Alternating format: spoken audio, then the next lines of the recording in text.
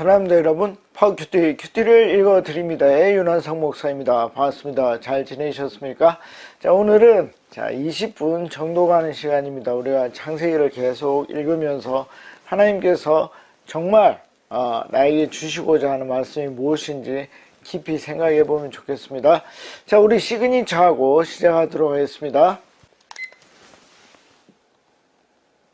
자, 지난 시간에 우리가 어디까지 했습니까? 창세기 21장 19절까지 했습니다. 우리 오늘은 20절부터 해보도록 하겠습니다. 자, 20절. 하나님이 그 아이와 함께 계시매.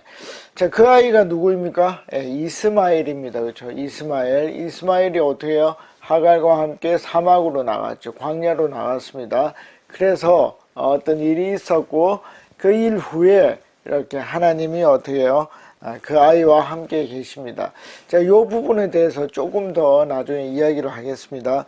그가 장성했다는 건 뭡니까? 컸다는 얘기죠. 컸다는 얘기는 뭐죠? 시간이 꽤 흘렀다 이 말입니다.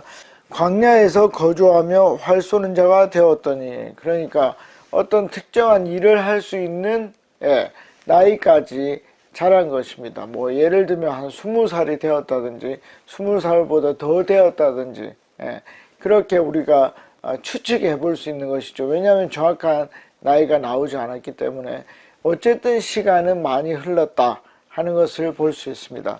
자, 그러면 우리가 처음에 이제 보았던 하나님이 그 아이와 함께 계심에 하는 말입니다. 계심에.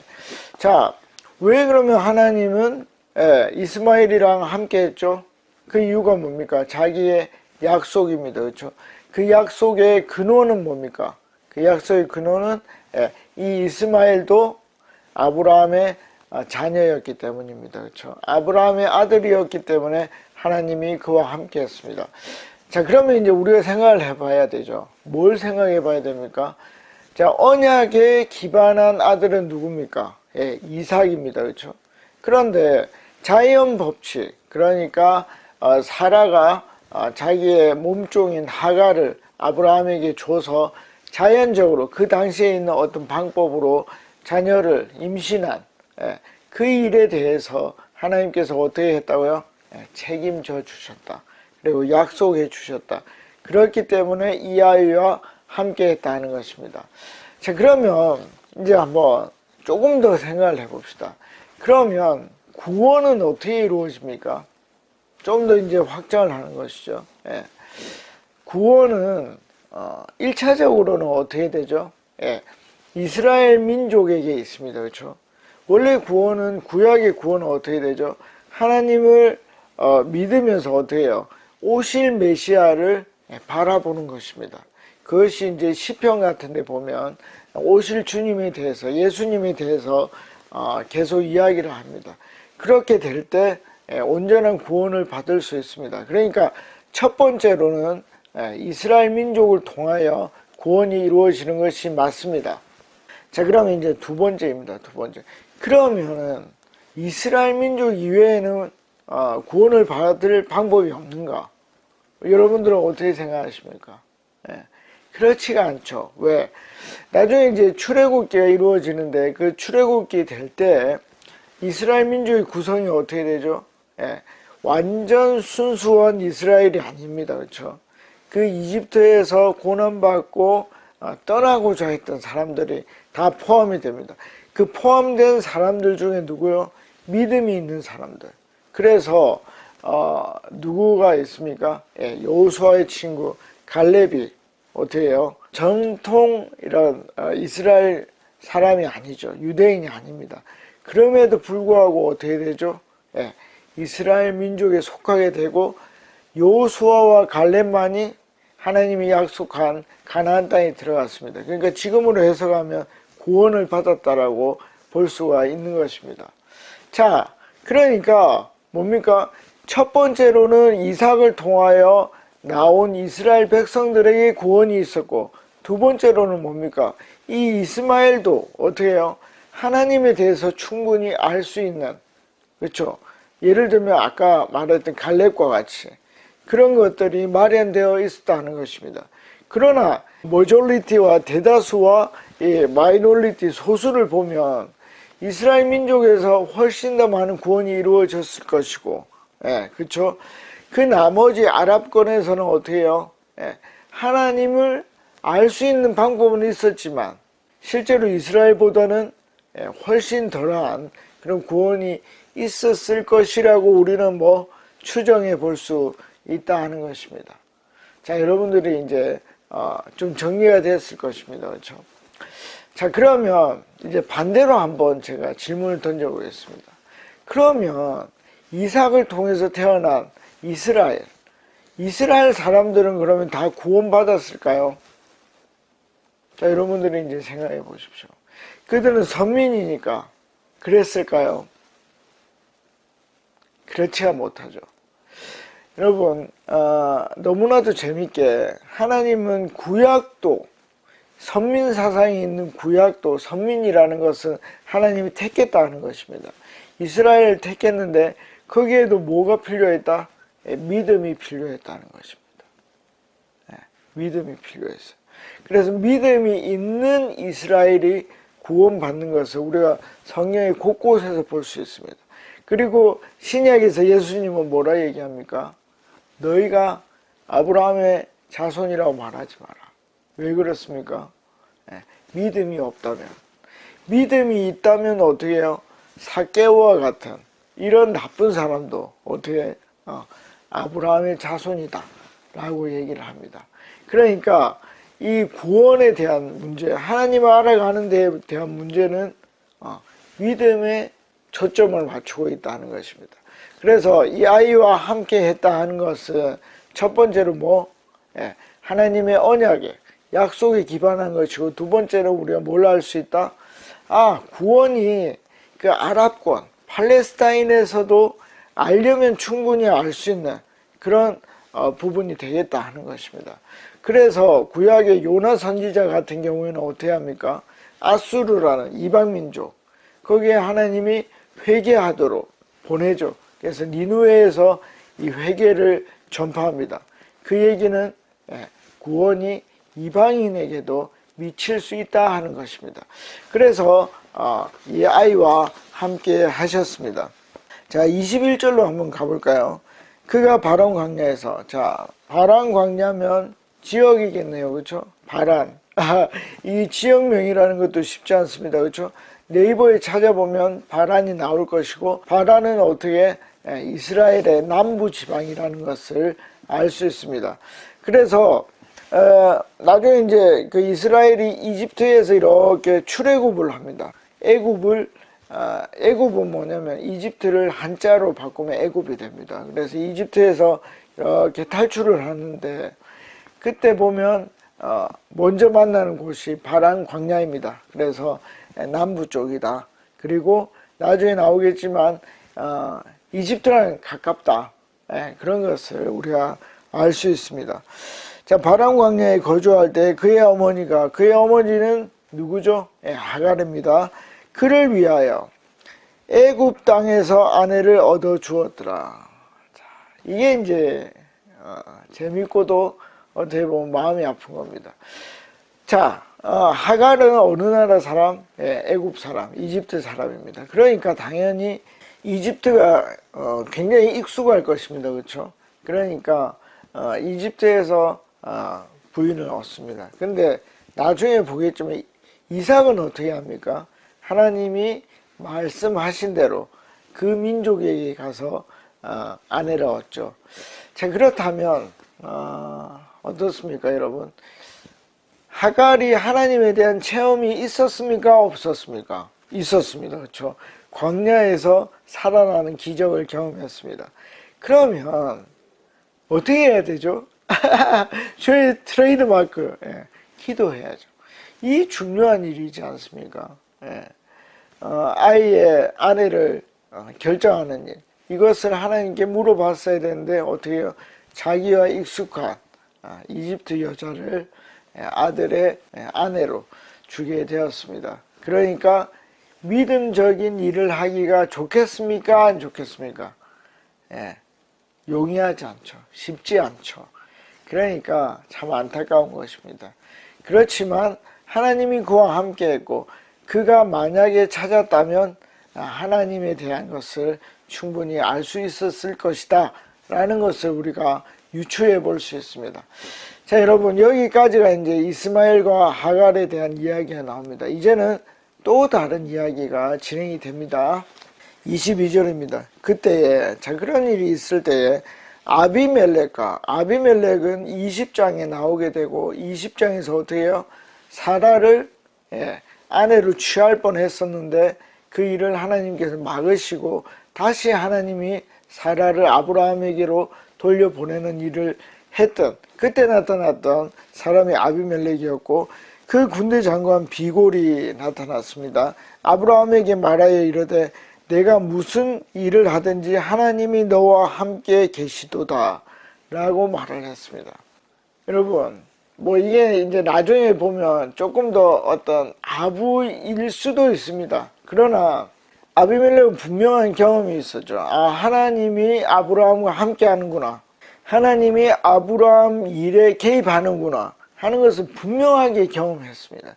그러니까 그것을 그대로 고백했습니다. 이게 이제 사도행전 11장 26절에 보면 그리스도인이라는 말이 나옵니다. 이 안디옥에서 믿음 생활을 하던 사람들이 그리스도인이라는 말을 듣습니다. 그러니까 믿음은 뭡니까? 눈에 보이는 겁니까? 보이지 않는 겁니까? 눈에 보이는 것입니다. 왜 그렇죠? 여러분, 우리가 신념 체계가 우리의 삶에 그대로 나타납니다.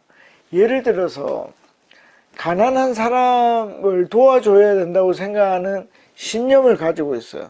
그럼 제가 어떻게 하겠습니까? 가난한 사람이 나타나면 돕겠죠. 그러면 친구들이 뭐라 하겠습니까? 야, 너는 가난한 사람만 나타나면 가만히 못 있더라 라고 말을 하겠죠. 그게 이제 믿음이 보이는 것입니다. 그래서 어떻게 해요? 하나님이 아브라함과 함께 하는 것을 이들이 볼 수 있었다는 것입니다. 이게 나중에 요셉에게도 똑같이 나타납니다. 자, 다음 구절로 가보겠습니다. 23절. 그런즉 너는 나와 내 아들과 내 손자에게 거짓되이 행하지 아니하기를 이제 여기 하나님을 가리켜 내게 맹세하라. 그러니까 하나님의 이름으로 약속하라 이 말입니다. 뭘 약속하는가? 내가 내게 후대한 대로, 이게 이제 아까 20장에서 나왔다 그랬죠. 아내의 일로 더 많은 재산을 아브라함에게 주죠. 후대한 대로 너도 나와 내가 머무는 이 땅에서 행하여 보이라. 그러니까 나한테도 잘하라 이 말입니다. 24절. 아브라함이 이르되 내가 맹세하리라 하고, 그래 좋다, 내가 약속할게. 25절. 아비멜렉의 종들이 아브라함의 우물을 뺏은 일에 관하여 아브라함이 아비멜렉을 책망하며. 자, 여러분, 이 구절이 굉장히 중요합니다. 25절. 이 책망이라는 단어가 굉장히 중요한데, 여러분, 아브라함이 책망할 수 있는 사람입니까? 여러분, 아브라함은 책망을 못해요. 그 이유가 뭐였습니까? 나그네 된 자죠. 그러니까 기반이 그 땅에 없습니다. 그러니까 항상 불안하고 무섭고 그렇습니다. 그런데 지금 뭘 한다고요?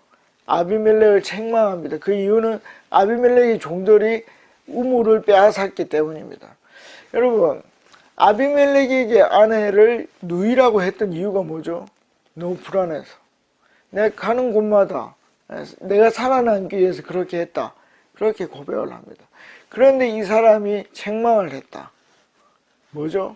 전 여기에서 아브라함의 성숙을 보는 겁니다. 이제 하나님을 믿는 거죠. 여러분, 그래서 저는 창세기 12장부터 하나님이 아브라함을 불러냈단 말이에요. 근데 21장이죠. 그러니까 한 10장이 지나는 동안 그러니까 아들 낳을 때까지 25년이고 이제 조금 있으면 아들을 제물로 바칠 것입니다. 22장에. 그러니까 훨씬 더 이제 10대가 됐으니까 뭐 한 35년, 40년 정도 된 그 시점에서 어떻게 해요? 아브라함이 업그레이드가 됐다는 것입니다. 책망할 수 있는 것입니다. 근거는 하나님을 믿기 때문에. 저는 그렇게 봅니다. 여러분들은 어떻게 보는지 한번 자기의 해석을 해보시면 좋겠습니다. 자, 26절 아비멜렉이 이르되 누가 그리하였는지 내가 알지 못하노라. 그러니까 이게 무슨 말인지 내가 잘 모른다 이 말입니다. 너도 내게 알리지 아니하였고 네가 나한테 말했으면 좋았는데 아직 알리지 않았다 이런 말이죠. 나도 듣지 못하였더니 오늘에야 들었노라. 자, 이게 사실이라면 아비멜렉은 이 문제에 대해서 책임이 없습니다. 그렇죠? 27절 아브라함이 양과 소를 가져다가 뭐 하려고? 약속하려고 아비멜렉에게 주고 두 사람이 서로 언약을 세우니라. 여러분, 이제 약속을 세웁니다. 근데 어떻게 해요? 재물을 가져다 약속을 세웁니다. 여러분, 이 과정, 아브라함이 누군가를 책망하고 그에 합당한 대가를 지불하면서 약속을 체결하고 이제 아브라함은 굉장히 성숙한 단계로 갔다는 것을 우리가 볼 수 있는 것입니다. 자, 더 가보겠습니다. 28절 아브라함이 7 암양 새끼를 따로 놓으니 왜 따로 놓았을까요? 29절 아비멜렉이 아브라함에게 이르되 이 7 암양 새끼를 따로 놓으면 어점이냐. 30절 아브라함이 이르되 너는 내 손에서 이 암양 새끼 7을 받아 내가 이 우물을 판 증거를 삼으라 하고. 이게 아무래도 뭐 이건 알아도 되고 몰라도 되는데 이게 나중에 이제 브엘세바라는 이름에서 뜻이 나오는데요. 아마 이 우물이 7개인 것 같습니다. 그래서 이 암양을 7마리를 한 것 같습니다. 그러니까 이제 주도권이 누구에게 있습니까? 아브라함에게 있습니다. 제가 이제 하고 싶은 말이 이건데 지금 시간이 얼마 남지 않아서 금방 좀 얘기를 하겠습니다. 여러분, 믿음이 좋은 사람, 믿음이 성숙한 사람은 그의 신분의 높고 낮음에 상관없이, 그의 권력이 많고 적음에 상관없이 그 일을 주도합니다. 그 이유가 뭘까요? 하나님을 믿기 때문이에요. 그러니까 이 앞쪽에 아비멜렉과의 관계에서는 아비멜렉이 훨씬 높은 위치에 있습니다. 그러나 지금은 보면 어떻게 해요? 아브라함이 이 일을 주도하고 있습니다. 어떻게 보면 아브라함은 우물을 빼앗겼기 때문에 굉장히 기분 나쁠 수도 있지만 굉장히 좋은 절차를 따라서 이 암양을 계속 보고 있으면 이 아비멜렉이 뭘 떠올리겠습니까? 우물하고의 약속을 떠올릴 것입니다. 그러니까 이 재물, 헌물을 주면서 어떻게 해요? 기억할 수 있도록 돕고 있는 것입니다. 그래서 믿음이 성숙하다는 것은 끌려가지 않습니다. 왜? 하나님을 바라보기 때문에. 그것이 아브라함에게 나타나고 있습니다. 자, 좀 더 가보겠습니다. 31절 두 사람이 거기서 서로 원래 약속은 서로 하는 겁니다. 맹세하였으므로 그곳을 브엘세바라 이름하였더라. 그러니까 요 앞에 나오는 브엘세바는 이 모세오경, 창세기를 실제로 기록했던 이 모세가 다 알고 있는 지명인 것입니다. 이제야 브엘세바가 나오고, 브엘세바의 뜻은 7 우물이라는 뜻도 있고 맹세의 우물이라는 뜻도 있습니다. 그러니까 아까 제가 말했던 아마 우물이 7개가 아니었겠는가, 그래서 암양을 7마리 데려온 게 아니겠는가, 그걸 볼 수 있습니다. 자, 32절 그들이 브엘세바에서 언약을 세우매 아비멜렉과 그 군대 장관 비골은 떠나 블레셋 사람의 땅으로 돌아갔고. 그러니까 이 블레셋 사람의 땅은 브엘세바보다 더 낮은 쪽입니다. 자, 그 땅으로 돌아갔습니다. 그리고 33절 아브라함은 브엘세바에 에셀나무를 심고, 이 에셀나무는 여러분들이 찾아보시면 됩니다. 거기서 영원하신 여호와의 이름을 불렀으며. 자, 여호와의 이름을 부른다는 뜻이 뭐죠? 제가 앞에서 얘기했죠. 예배 드렸다 이 말이죠. 예배 드렸다. 아브라함이 왜 성숙했는가? 그것은 모든 일이 마친 후에 어떻게 해요? 하나님께 예배했다는 것입니다. 여러분, 만약 여러분들이 어떤 일을 하고 또 처음부터 마지막이 하나님께 예배하는 것이라면 여러분들의 믿음은 어떻게 해요? 성숙되었다 하는 것입니다. 그게 증거로 나타납니다. 그러면 아브라함도 성숙되었다 하는 것을 우리가 알 수 있습니다. 자, 이제 마지막입니다. 34절. 그가 블레셋 사람의 땅에서 여러 날을 지냈더라. 아멘. 자, 어떤 일인지는 모르지만, 아브라함은 이를 모두 정리를 하고, 이제 그 블레셋 사람의 땅에서 여러 날을 지냈습니다. 자, 이제 우리는, 좀 이따가, 다음 주 정도에 22장으로 넘어갈 것입니다. 자, 여러분들은 이제 정리를 해 보십시오. 하갈과 이스마엘, 그 일에서 뭐는 잘 됐고, 뭐는 잘못됐는가. 그리고 이 아비멜렉과 아브라함의 언약에서 누가 주도권을 잡고 있는가? 그럼 왜 아브라함은 주도권을 잡았는가? 성숙했다는 것입니다. 여러분, 그러면 생각을 해보는 것이죠. 나는 이런 식의 일들을 나타났을 때 나는 어떻게 할 것인가? 가능하면 하나님과 함께 그 일을 풀어갈 수 있으면 좋겠습니다. 다음에 뵙겠습니다. 안녕히 계십시오. 파워.